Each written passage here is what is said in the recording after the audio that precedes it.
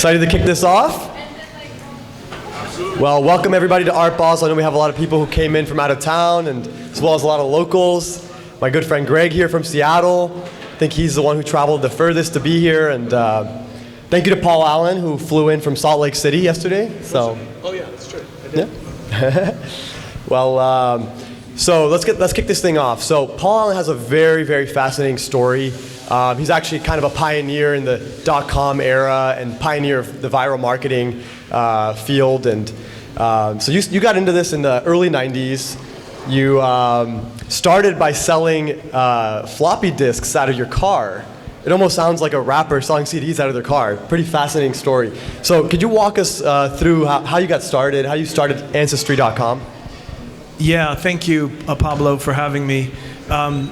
The floppy disks were full of scriptures.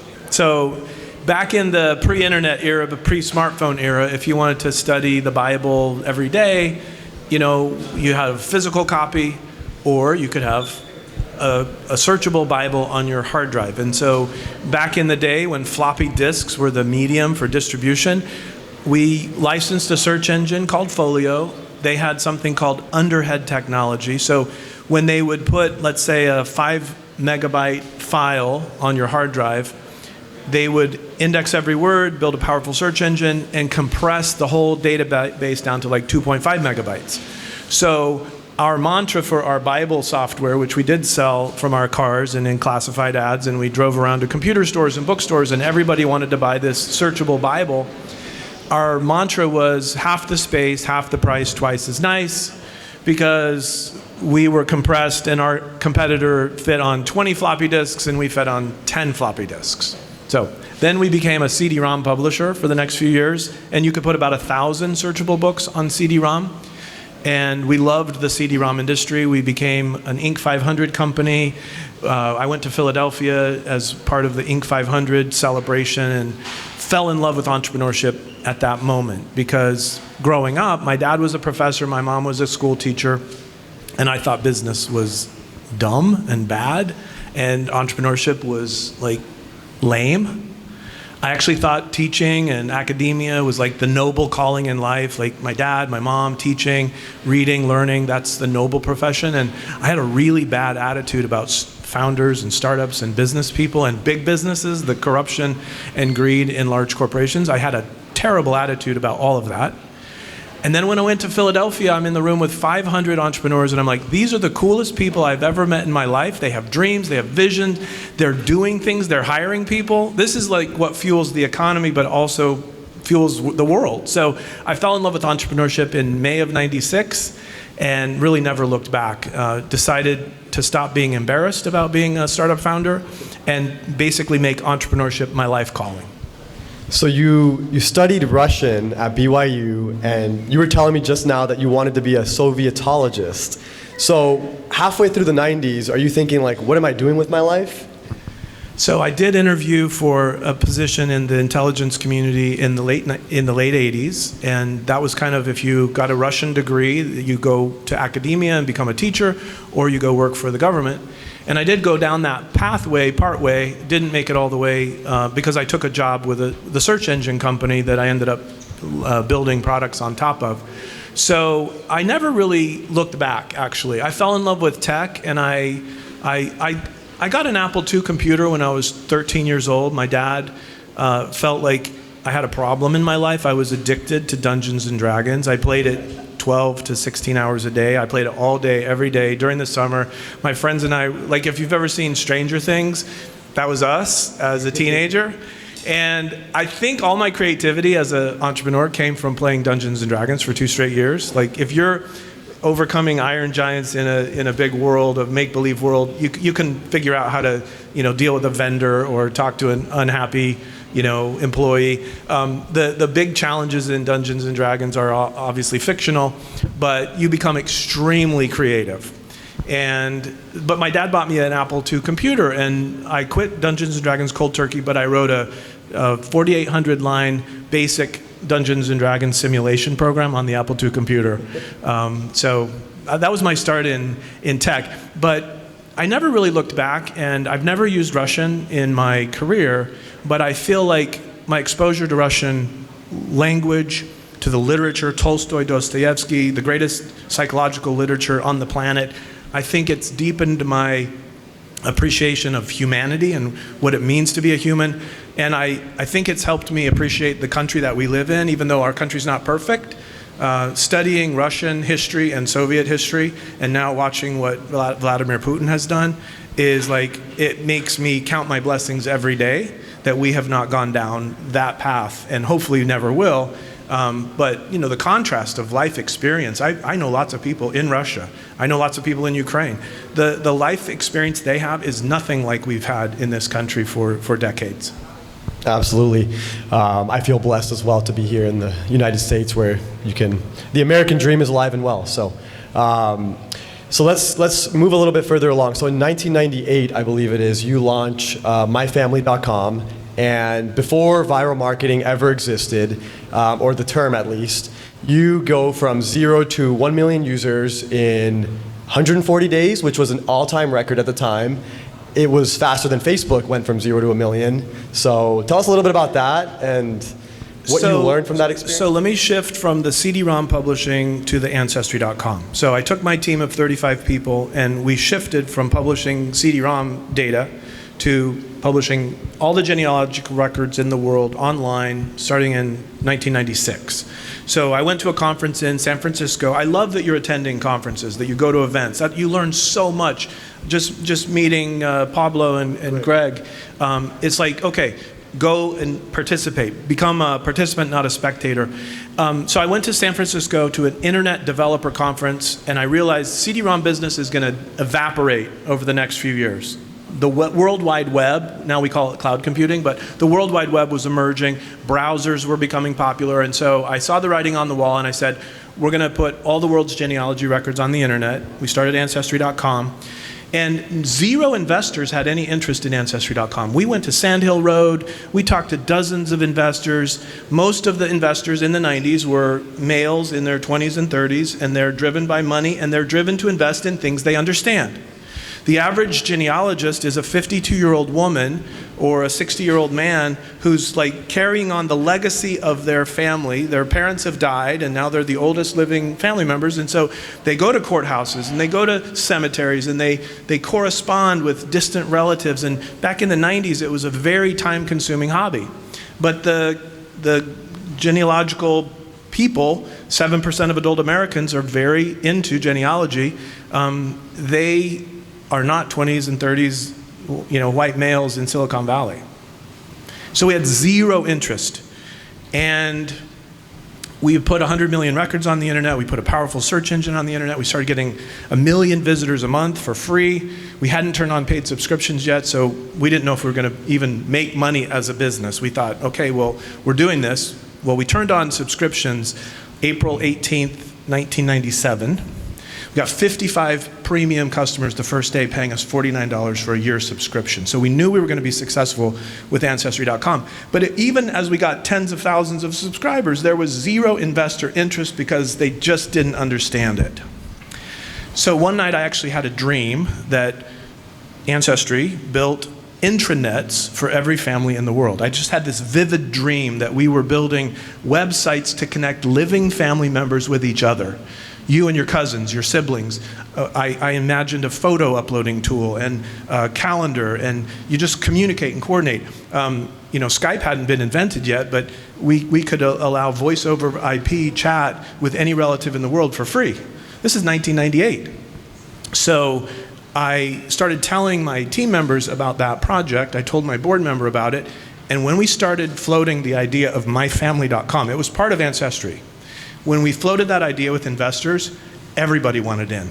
We raised a $13 million round in December of 98, a $30 million round the next year, a $35 million round the next year. We were ready to go public at $1 billion valuation because myfamily.com launched, and it turns out that 78% of our Ancestry users wanted a free website where they could share their discoveries with their children, their grandchildren, their siblings. So the Ancestry audience, if you've ever, raise your hand if you have a genealogist in the family, an aunt or an uncle. That is their obsession, and if they can corner you for 2 or 3 hours, they will tell you every single story from your entire family tree, and they hardly ever have a chance to tell you stuff. So it turned out that 1 million users a month of Ancestry was the perfect audience to set up a free website for all your extended family. You got to name it. So my grandpa was Victor Israelson, so there was a Victor E. Israelson website, and all of his descendants were invited to it. So the viral marketing was fantastic. We actually talked with Tim Draper, who was the VC who invented Hotmail's viral marketing loop. And Hotmail was the first free email program that got hundreds of millions of users, was acquired by Microsoft. At the end of every email message, they would put a little marketing message that Tim came up with: get your own free Hotmail account. Okay, so myfamily.com wasn't the fastest growing product of all time. It was the fastest growing online community of all time. Up till that point. We beat out a company called Talk City in terms of speed to 1 million users. So, but viral marketing, ever since, if you can build a product that encourages every user to invite their family, their friends, their coworkers, like Slack. Slack is such an amazing thing. Any employee in a company can start using Slack and then spreading it throughout the enterprise. And then pretty soon the CIO is like, wait, why do we have 80 people on Slack? We better get a paid version so we can have privacy and security and all of that stuff. But I love the fact that products can be designed intentionally to spread from user to user to user. And that's how most of the 3 products that I've built that have gotten over tens of millions of users were all done virally. Absolutely. Now that we're on this topic, I did see a talk of you that was fascinating. You kind of broke down that there's like 70-something marketing tactics that all fall into a certain number of buckets, and you talked about the top 5. I don't know if you have this in the back of your head or can kind of go over maybe like the top 3 or something like that briefly. I think it might be really valuable for... My favorite book on marketing is a book that I wish I had written, because in the early days of Ancestry, we did guerrilla marketing. We had no budget, no money, pre-funding, and so I bought a book called Online Guerrilla Marketing Tactics, and it had 100 low-cost and no-cost ways to spread your product. And this was mostly for digital products. 100 guerrilla marketing weapons. So we started using all of those, and then we got tens of millions in funding. And so all of a sudden I had a $7 million marketing budget. I was the biggest buyer of keywords on the internet before Google started selling pay-per-click. You know who invented pay-per-click? GoTo.com from Pasadena, California. It was a Bill Gross company. And it was acquired, and then it changed its name to Overture, and then Yahoo bought it. So Yahoo actually owned the patent for auctioning off keywords on a search engine. Google got sued and lost and had to pay like billions of dollars of stock in Google to settle that deal with Yahoo. But when GoTo.com was early, and I was looking for how do we get more customers to our genealogy website, we found 150,000 surnames that exist in the United States, and we offered to buy each one for 1 penny a click. And their quality assurance team says, we can't sell you that many keywords, that will take down our servers. We finally negotiated, and the head of quality was a genealogist, and so she understood the value of a search engine with a keyword on the surname. Anyway, they let us buy 35,000 keywords, surnames, for 2 cents a click. We made millions of dollars from pay-per-click. Then later we had SEO. We had message boards for every surname in the world and message boards for every city, county, and state in the world. And genealogists like to ask questions on message boards. And so we had tons of, hundreds of millions of pages that were SEO pages. So pay-per-click is always a good channel. SEO, if you can do it, get users to create content, which then gets indexed by the search engines and brings you more content. But I think viral marketing is still my favorite.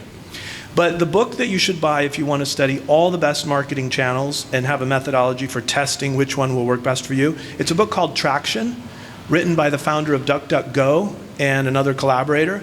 And they have a detailed chapter on 19 ways that you can get customers. Some are very obvious, some are very unintuitive, but all 19 of those are valid ways for you and your business to say, I'm going to test which of these channels will work. And then find the best ROI, and then scale that one channel up before you go, get distracted by dozens of other ideas. Yeah. So going back to your story, in 2002 you decided to leave the company. Could you just briefly talk about why you made the decision and what followed the next couple of years in your life? So thank you for bringing up the most painful part of my life. Ancestry.com raised so much venture capital. We didn't understand the terms. We didn't understand the governance of the board was now no longer, the founders were in control. When the dot-com bubble burst, it delayed the IPO by 9 years. And there was a chance that the company would go into bankruptcy. I brought in my brother to be the CEO, and then he was pushed out by the board. The board brought in a CEO and CFO to take us public in 2000. They delayed the IPO because they didn't understand the business. They wanted to be able to talk to Wall Street intelligently about the business. So they delayed the IPO. Then the bubble burst in April. We were out of money by November of 2000. And the CEO and CFO saying we should go into bankruptcy. Well, that would have wiped out all the commons and all the preferred shareholders. And they would have been in charge, and they would have, anyway, they had a plan to do that. Thankfully, my brother and I were able to raise a $15 million Series E round at 1/20th the valuation of a year earlier. Saved the company, but massively diluted the common shareholders. My ownership in Ancestry went from 48.5% when it was cash flow positive in July of 98 to 2% when it was cash flow positive in August of 2001. Wow, that's insane. It just happens. And it wasn't the VC's fault. It was just the time, the place. VCs have to protect their limited partners. And so when they're, jockeying for conversion, whatever, it was really hard. But the worst thing for me was we now no longer had control of the company, and myfamily.com, they thought it was a distraction.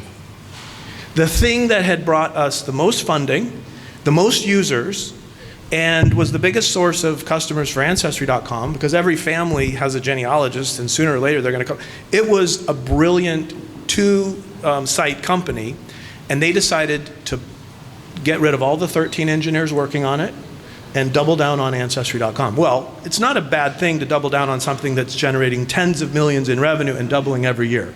Ancestry became one of the top subscription sites in the world. Within 3 years, it was up there with Consumer Reports and Wall Street Journal. It was making tens of millions of dollars. But my family was the social growth engine for the future of the company. Not only did myfamily.com have tens of millions of users and was growing like crazy, we also had a chance to buy the domain myfriends.com in 2001 from a guy in San Francisco for $18,000. We were going to take the family website infrastructure that had brought tens of millions of users and roll it out for friends and be the classmates.com killer. Classmates.com was the big social site for friends back in the 90s. We were going to do a free version of that. And I was crushed when I couldn't convince our board, I couldn't convince anyone to stick with the social strategy. So you can imagine how I felt when Facebook launches, MySpace launches, Friendster launches. I'm like, yeah, I saw that coming, but I lost control over the company that I started. So I curl up in a fetal position almost every time I think about this story. Like, what could have been if instead of a fast-moving website like Facebook, which, Mark's mantra was move fast and break things. Well, he broke democracy, he broke trust. Facebook to me has become a real problem for the world, especially for young people. Instagram, Facebook, a lot of mental health issues. I think they ruined the word friendship. I think there's a loneliness epidemic on this planet because you don't have 1,000 friends. You don't have 5,000 friends. You just don't. You might have 3 or 4, and you might have some family ties that you've been neglecting because you're staring at your screen all the time. But the world's worst loneliness epidemic is here, and I think Facebook was a big contributor to that. I think if myfamily.com had survived, you would all have tens of thousands of interactions with your cousins, your siblings, your family, your real family, and then you could have had a friend site with your college buddies or your high school friends, and you could have had a small group of people that you actually care about and they care about you, and that's real friendship. And I feel like the world is impoverished big time because our board didn't understand that we could have done something wonderful for families, wonderful for friendship. Instead, we ended up with billions of people using sites that are tuned to sell your attention to the highest bidder with an advertising model. Sorry, that is a total rant. I'm sitting here on this soapbox, but the country has real problems. Facebook emerges. I started using Facebook when they opened it up to, elderly people, I guess, outside of high school and college. And so I started using it, and I realized this is a really big deal. So I invested in a company run by B.J. Fogg from Stanford's Persuasive Lab. He started a company called Yak Pack, and I loved his vision. It was it was like Marco Polo, but it was back in 2006. It's like asynchronous communication with family and friends. You have a circle of who your closest family. It was a beautiful, beautiful product. I invested in it. He calls me up in May of 2007 and says, Facebook is holding a big event. They're going to let Yak Pack launch an app inside of Facebook. He said, you should come. I'm like, I'm really busy. I'm building Family Link. And the day before, I decided to go. So I went to Moscone Center or wherever it was, and Mark Zuckerberg announced Facebook Platform. And he invited every software developer in the world to build apps on top of his social graph, the 24 million people that were using Facebook at the time. And Yak Pack was one of the first 65 to launch, and it started growing really fast. Well, my team, I got on the phone with my Family Link engineer and my Family Link head of product, and I said, we're not going to build a myfamily.com website replacement for families. We're going to build apps for families on top of the Facebook platform. So by October, we launched our first app. It's called We're Related, and it got 1 million users in 29 days, and then it started getting 1 million a week.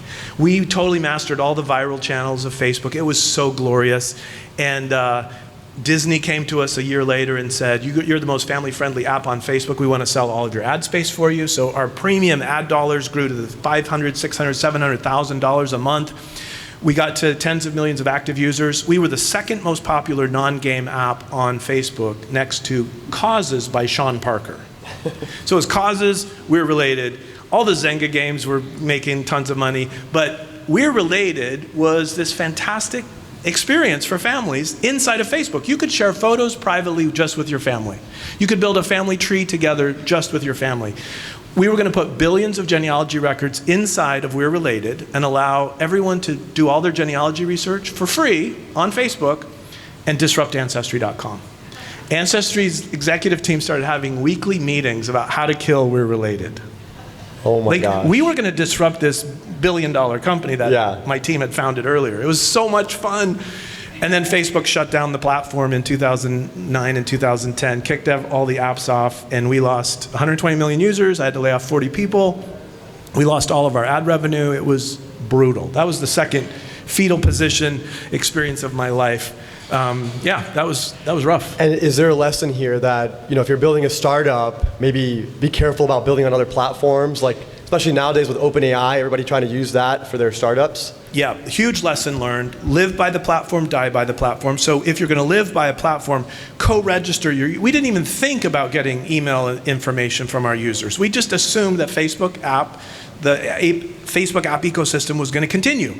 And then when they changed all the rules over a 6-month period, and by the time 6 months ended, we're dead. We have no customers anymore. I didn't see it coming. So I think, was it Intel's former CEO that said only the paranoid survive? Yeah, so, Andy Grove. Andy Grove. If you build on a platform, make sure you have an exit strategy that doesn't, if you're building on GPT-4 right now, have an open source alternative or Claude 2 or anything else, but you can't put all your eggs in one basket. Yeah, painful lesson. Yeah, absolutely, I can imagine.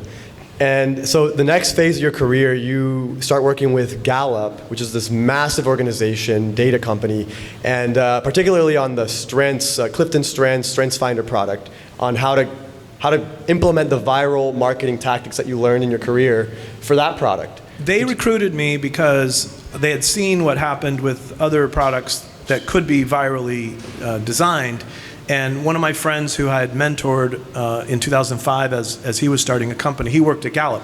So Clifton Strengths or StrengthsFinder at the time had 7 million people that had taken the assessment. I think StrengthsFinder is the most profoundly helpful psychological assessment ever invented because Don Clifton, who invented it in his lifetime, he started in 1952 in the field of psychology at Lincoln, Nebraska. And Don knew that most psychology was obsessing and focused on what's wrong with us. Have you ever seen the DSM, the Diagnostic and Statistical Manual that lists all the things that can be wrong with humans? It's tens of thousands of things. That taxonomy is huge. Well, Don just simply asked the question, well, what if we focused on what's right with people instead of what's wrong with people? In other words, let's find out what your natural talents are, what your gifts are, what you're good at. So for 50 years, he interviewed hundreds of thousands of successful people, 90-minute structured interviews, listening for clues to what made them successful in their role. And he built this massive taxonomy of over 400 talents that he could detect from an interview. And then he would give them this report saying, you have high competition, you have high futuristic. You should use those strengths to find a job that lets you play to those strengths. Instead of, we're not all born as blank slates that anything can be written on. You can't just go to school and have people fill your brain and all of a sudden you're good at this. You are innately talented at certain things. And Don's assessment, which thankfully now has grown from 7 million to 31 million people, wow. But hopefully still. Because of your marketing tactics. The e-commerce helped. The viral loop projects helped a little, but I made a mistake when I was interviewing with Gallup. Okay, they interview you intensively to find out what your talents are. And one of the questions they asked me was, do you like managing people? Well, guess what I said? No, I hate it. I hate managing people. And because when I grew companies to 50 or 100 people, I always turned over the human resources thing, and I don't like managing people, week by week, one-on-ones. No, I like to invent things, I like to build things, I like to make things go crazy viral. And so my own words basically said to their assessment creators, Paul has no talent for managing people. So they wouldn't give me any direct reports. Now, if I could go back to 2012 when I interviewed with Gallup, I would say, I love managing a team of 5 to 10 hand-picked people that are brilliant technologists, brilliant marketers. Please give me a team like that. But I didn't. I said, I hate managing people. So I had to do all of my projects inside of Gallup through other people, recruiting, managing. It was not very successful. So I hopefully did some good, but it did more good for me than I can possibly describe. I have 8 kids. My wife and I have been married 35 years. We have done StrengthsFinder with all of our kids, with our in-laws. We've done StrengthsFinder with hundreds of people in church groups and youth groups, and all my employees get StrengthsFinder and coaching on a regular basis. I think it's the most profoundly underrated predictor of success in life. If you discover your innate talents and learn to play to your strengths every day, you will be successful at work, you will feel fulfilled and satisfied. If you're doing what you're designed to do, you will be amazingly fulfilled. If you never discover your talents and don't know what you're good at, you never get intrinsic or extrinsic rewards for doing good work, and you're kind of like rudderless, like, who am I? What do I do? So find out what you're good at and do it. Don Clifton had 2 simple rules in his book, Soar with Your Strengths. And we chose the name soar.com for our new company, which I've been running for 6 years, because every human being should soar with their strengths. But you have to first discover them. But he had 2 heuristics. Number 1, find out what you're good at and do more of it. Number 2, find out what you're not good at and do less of it. If you could follow those 2 simple rules for the rest of your life, pretty soon you'd be extremely focused on the things you're best at, and you get that 10,000 hours or whatever, and now you're world class at something that you were innately designed and prepared for. Anyway, we ignore natural talent. School systems, standardized curriculum, cubicle-based workplaces are not designed to help you be the best version of yourself. But the world can be kind of shifted and changed in such a way that all humans could discover their talents and learn how to play to their strengths and contribute more to society and have more fulfillment than we can imagine. By show of hands, how many people here have taken the Clifton StrengthsFinder assessment? Raise your hand if you have. All right, only okay, like now 5. Raise your hand if you're going to go home tonight and buy it for $20, because it's an invitation to start changing your life with who I consider Don Clifton the greatest psychological influence for good in the history of psychology. I really am, I'm not overstating that. His movement, the Gallup Strengths movement, will someday help 1 billion people on Earth know what their natural talents are and learn how to use them. I'm very excited. I can tell you're so passionate about this. You got me fired up about it. I had to take the StrengthsFinder assessment my freshman year of college for a job that I had, and I forgot what my top 5 were. I knew like 2 out of my top 5. Number 1 was competition, very competitive, but I revisited it and I realized like it's so important. I need to like implement this. And as a VC, when you have futuristic competition, that's super, super helpful for being a venture capitalist. But you also have positivity, woo, and communication. You will have a unique ability to attract the right investors and the right entrepreneurs to because you have positivity, woo, and communication. That's very rare, I'm sure, in venture capital. Thank you so much. So play to that strength. I mean, that'll take you a long way. Positivity, woo, communication are a fantastic trio. Yeah, and speaking about your strengths, you're more on the strategic side. So I believe your top 6 are all strategic strengths. So how has that played out in your career and the things that you've done? There's 4 categories of strengths. 9 of them are strategic thinking, just brainiac stuff, ideation, learner, input, analytical, strategic. Those are mine. My top 6 are those. And then intellection. And then there are relationship strengths. Okay, people that love people, they're really good. They're the glue for all of your teams. Like, if you don't have relationship strengths, you have no team cohesion. And it's hard to have close relationships without people that have relationship strengths. There's also executing themes. You know people that just get stuff done. They might have achiever, they have a checklist every day, they're execution machines. There's 9 different strengths that describe different ways of getting stuff done. And then there's 8 themes that are influencing themes, like speaking and communicating and kind of like politicians and like influence. So those are the 4 general categories. My top 6 are all in the thinking arena.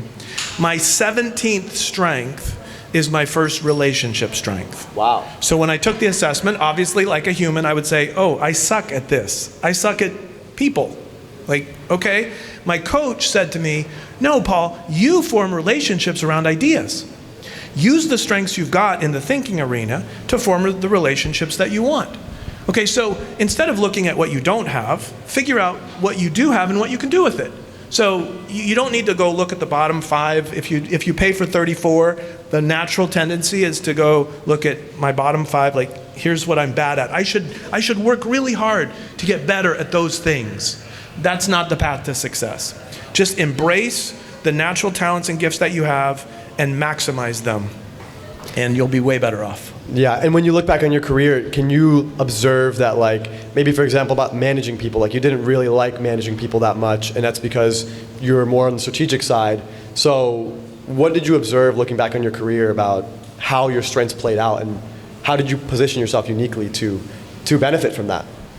I mean, when I first took the assessment in 2012, and I look back on my 22 years of being an entrepreneur so far, I'm like, this explains everything I've done and everything I haven't done.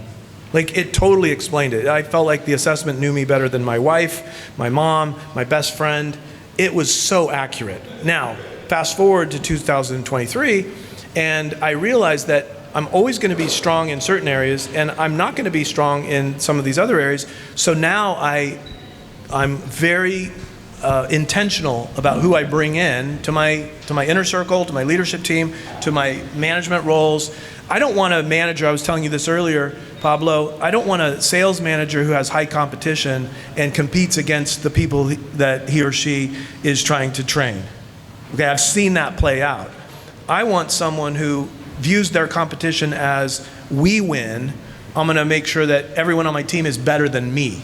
That's my mark for success.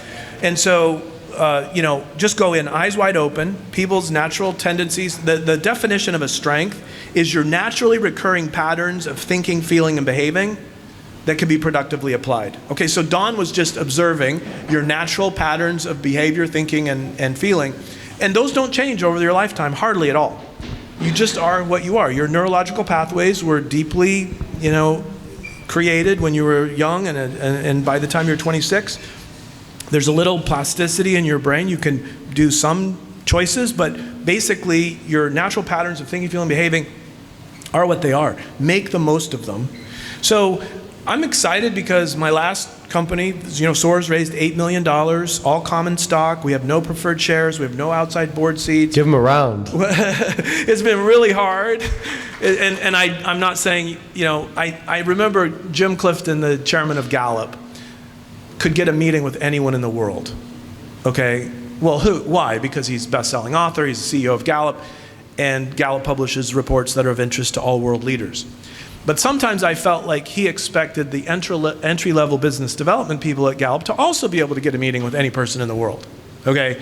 Even though they're 23, just out of college, learning the Gallup science and trying to get appointments. And so I think the only reason I was able to raise $8 million in common was because of Ancestry.com.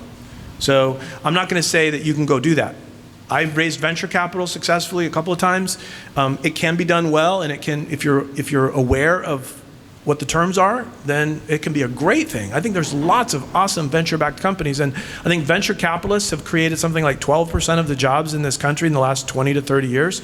So highly endorse doing it the right way with the right kind of partners. But I'm excited that Soar.com now has a chance to do some really magical things with AI.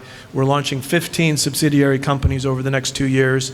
Each one will have entrepreneur in residence. We use our tech stack and try to solve some important world. We're going to launch a family portal powered by AI. We're going to launch a friend portal powered by AI. We've launched a citizen portal that allows every government meeting in the United States that's been recorded, every city, county, state, and federal meeting, to be transcribed and indexed by AI. You can go to citizenportal.ai and find out what was said in your last city council meeting, and you'll soon be able to add keywords that you care about as a local citizen. It will alert you every time your elected officials are saying anything about topics you care about. AI is allowing things to happen at a speed and a pace that have never been done before, and we're going to try to take everything we learned from Gallup and studying strengths and talents, but also Gallup studies the well-being of every human on the planet. They power the UN Happiness Index. Okay, Gallup is one of the most underrated companies in the world. We're taking what we've learned there and saying, how could AI help us uplift humanity one market, one category at a time? So amazing. I'm excited to be alive and to, you know, even though I've been in fetal position many times in my entrepreneurial journey, I'm still kicking. This is the third wave you're riding. First the internet, then social media. CD-ROM. And CD-ROM too. Floppy disks. Yeah, CD-ROM was, and then the World Wide Web. I did an MP3, caught an MP3 wave for a while. Then I caught the Facebook social wave for a while. And now I'm just kind of, and then the AI wave. So it's like the fourth or fifth. But I consider myself a platform entrepreneur. You just watch for like every 2, 3, 4, 5 years, there's some huge tech wave that's going to change the world. And if you can catch that wave early enough, get to know all the other people in that space, you can play that thing out for 5 or 10 years and create a massive amount of wealth and a massive amount of impact. So I've never been the inventor of a platform per se. You know, the LLMs are genius, and they enabled us to do some of the AI stuff we were doing 3 years ago 100 times faster with prompt engineering than we were doing with all the human labeling of all the data, the thousands or tens of thousands of examples that you have to mark up. It was tedious and time consuming, and data scientists, you know, mostly were doing boring work. And now with prompt engineering or zero shot or a few shot, you can do the same exact outcome in 1/100th or 1/1000th the time. That's why we're taking on 15 companies right now, is because each one has a chance in a month or two to launch something that's extraordinarily useful. And you know, I was featured on a national radio show and a talk show the other day, and our citizenportal.ai just crowdfunded $670,000 in the last 3 weeks. Wow. Because of one endorsement from a political pundit. Incredible. So crowdfunding, Kickstarter, Indiegogo, and then Start Engine, WeFunder, Republic, those are viable things that didn't exist in the 90s and early 2000s. Thankfully, Obama and the administration in 2012 signed the American Jobs Act and made crowdfunding, equity crowdfunding, legal in the United States. It didn't go live until 2016 because the SEC was really slow, but now there's hundreds of millions of dollars being raised for founders every year from the crowd. And I love the citizenportal.ai needs to be owned by tens of thousands of American citizens. Then we need to build it globally, because accountability and transparency in government is the only way to maintain our freedoms and our liberties. If we're asleep at the wheel, which we've all been asleep for decades, then our leaders kind of take us in directions that none of us want. Literally none of us want.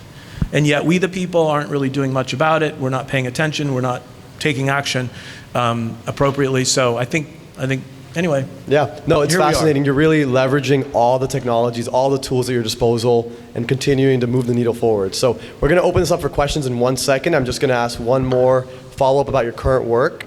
So, well, actually, maybe 2 quick ones. But one, it sounds like you're using AI now to try to take on Ancestry head-to-head again.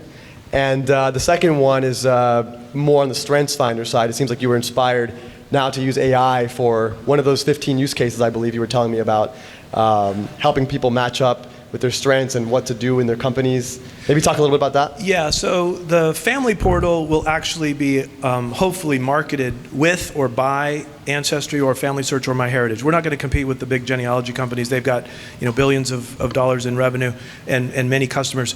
We're going to try to build a video-based interviewing platform for you and all your cousins, your relatives, so that you can have a Zoom library of all your calls, and we'll prompt people to ask. If your parents are in their 70s or 80s, you better start asking them questions about their life right now, because they won't be with us that much longer. And hardly anyone today has an oral or video family history. So we'll just turn that on, just make it click, Zoom, here's some calls, here's some questions to ask your mother or your father or your grandmother or grandfather based on when and where they lived. The AI will generate those questions. You ask the questions, listen to their stories, and preserve that for all time. So that's coming. And then on the StrengthsFinder thing, our vision is that every employee in every role, in every job in the world should have an AI co-pilot that is not only tuned on internet marketing or engineering or finance or auditing. It knows all the material that you need to know, but it also knows your top strengths. So the AI co-pilot that we hope to someday build, whether it's with Gallup formally or whether it's kind of doing it on our own, is an AI co-pilot that helps you play to your strengths every day in every area of life. Work, but also family, friendship, hobbies, finance, health.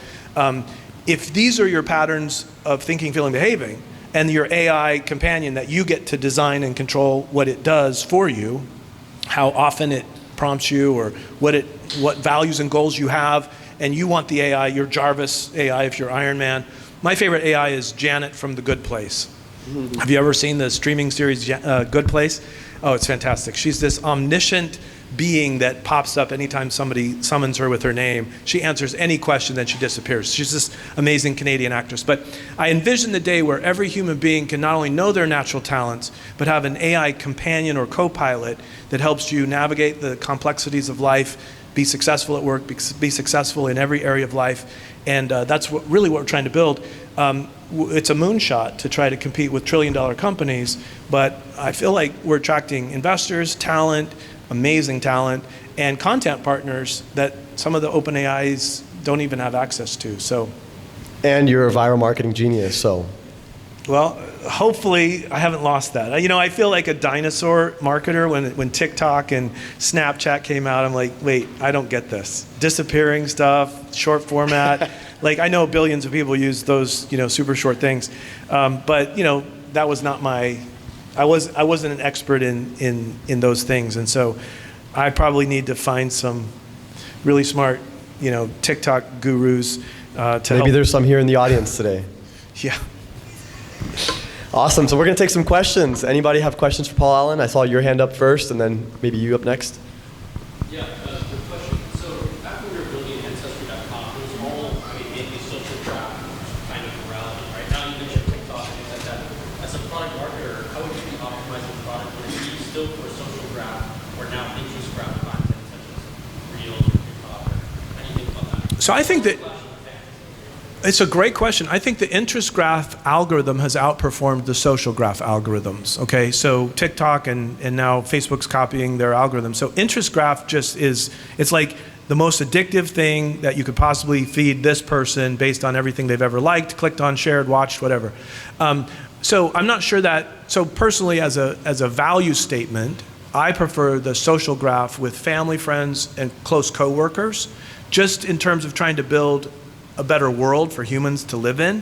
Certainly, gambling and drinking and all kinds of entertainment that is harmful for humans is easy to sell. I've seen venture capitalists say they'll only invest in a company that plays to one of the 7 deadly sins, okay? I've heard multiple people say that. Why? Because it's easy, okay? Is that good for the world? No, I don't think so.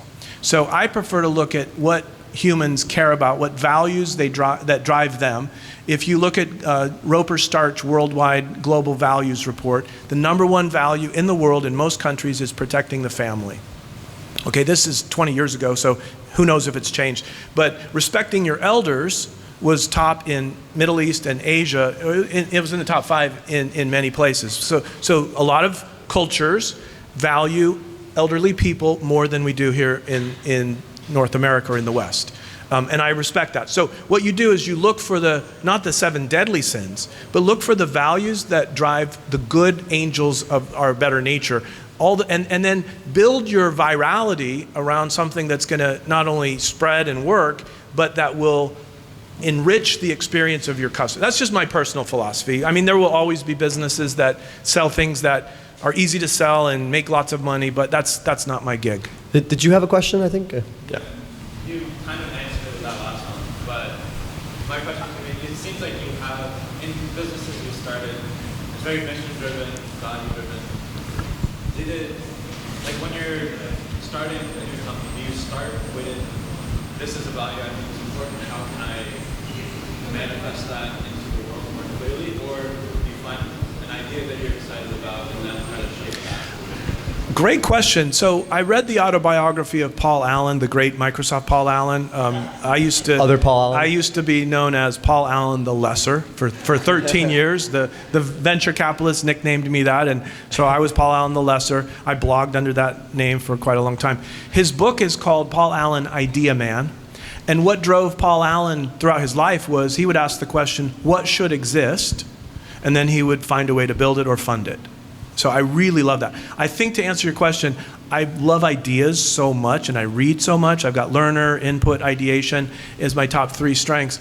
And then I always say, okay, how does this fit into values and what human values will be useful in this venture? So I think it's the second, the thing you said at the end. I probably start with the idea, not the value first, but I definitely want it to map to a really important value.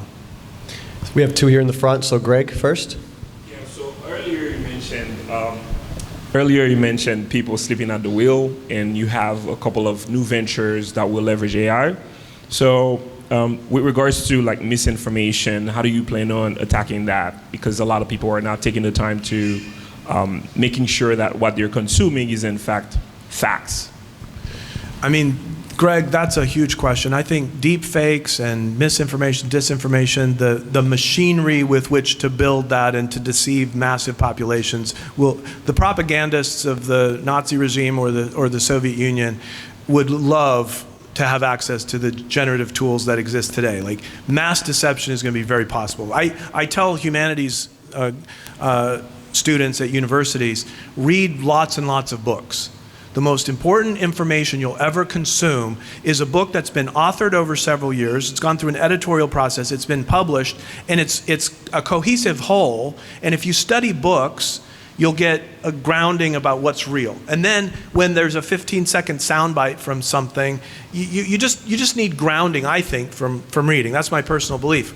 But with the citizenportal.ai, for example, we're not allowing everyone to upload videos. There's no deep fake threat yet. We're actually getting official government videos from thousands of jurisdictions, transcribing them all. And then when a journalist writes a story and quotes a politician, we're building a Chrome plugin that will allow you to look at the quote that they put in the newspaper, and it will find that exact moment in the meeting where they actually said it.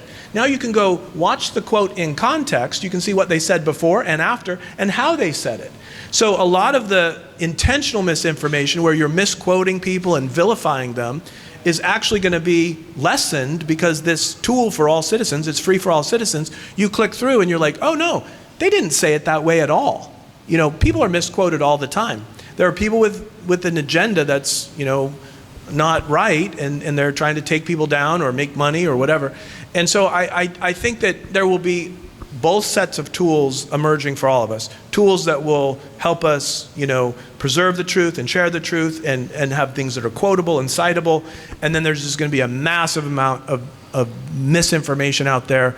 And as humans, it's going to be really hard to navigate. I think we're going to have to become very careful at sources and curating our data inputs that change our life experience, what we learn, what we feel. I got off of, I kicked off Facebook and Instagram from my mobile phone about 3 years ago and immediately noticed a massive improvement in my outlook about life. I mean, it was really a stark shift to just say, I'm not going to spend half an hour or an hour a day watching these feeds. I'm just going to like read more and write more and do more and, call my kids or talk to them instead of like follow them on Instagram. We don't have to go down the path that is the common path, but we have a challenge of like inventing a better future. The best way to predict the future is to invent it.